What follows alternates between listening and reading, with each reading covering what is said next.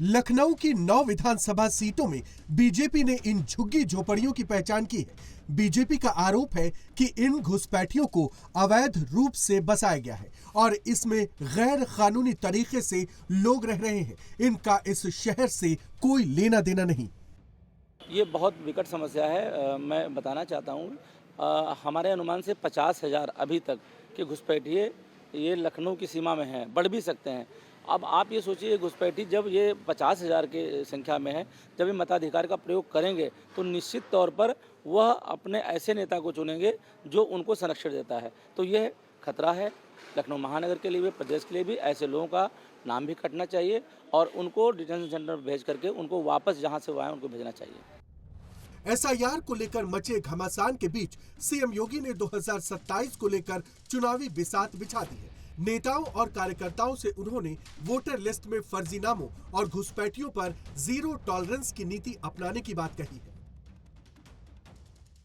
ये अवसर है इस सब फर्जी नाम के लिए आपत्ति करना।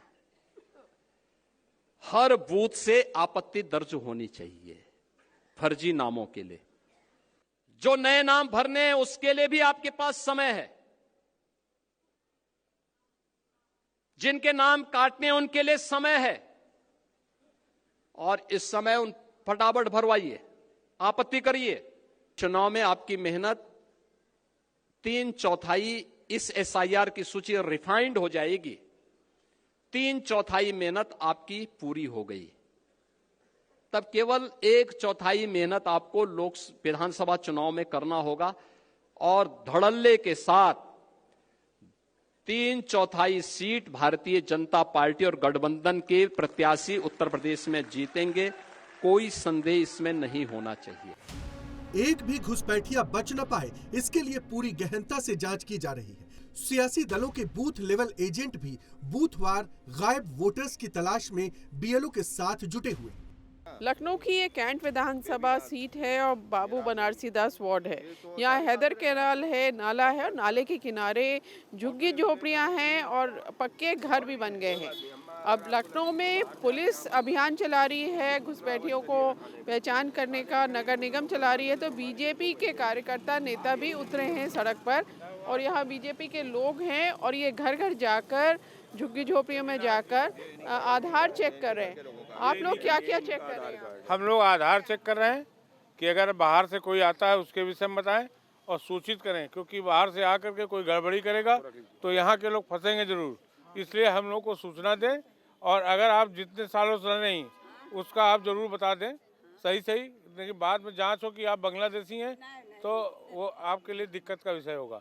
और नया कोई आए तो जरूर बताइए, ठीक है माता जी? जैसे ये जांच कर रहे हैं कि बांग्लादेशी घुसपैठिए तो नहीं है कोई? नहीं। तो आपके इलाके में कैसे लोग रहते हैं? इस तरह सब अच्छे रहते, हम लोग के सब। अभी तक 82% से ज्यादा वोटरों की मैपिंग 2003 की वोटर लिस्ट से की जा चुकी है। प्रदेश में कुल 15 करोड़ 40 लाख वोटर्स में से 2 करोड़ 95 लाख वोटर्स नहीं मिल रहे और सत्यापन नहीं होने पर इनका नाम काटा जाना तय है। करीब 3 करोड़ यही अनट्रेसेबल वोटर्स चुनाव आयोग से लेकर राजनीतिक दलों के लिए बड़ी सिरदर्दी बन चुके हैं। एनसीआर का हिस्सा गाजियाबाद से चौंकाने वाले आंकड़े सामने आए हैं। गाजियाबाद में 4,41,944 वोटर्स की बीएलओ तलाश कर रहे हैं, यानी 4 लाख से ज्यादा वोटर्स अब भी अनट्रेसेबल हैं। गाजियाबाद में अब तक 64.83% फॉर्म डिजिटाइज्ड किए जा चुके हैं।